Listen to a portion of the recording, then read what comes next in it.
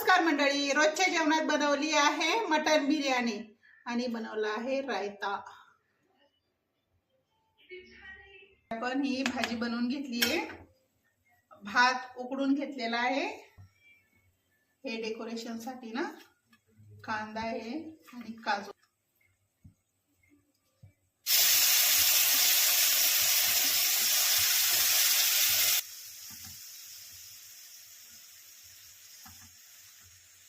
उरलेली भाजी त्याच्यावर अशी पसरवून टाकायची,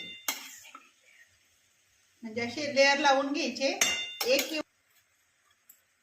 तुम्हाला दिसतंय का व्यवस्थित आरशात कॅमेऱ्यात?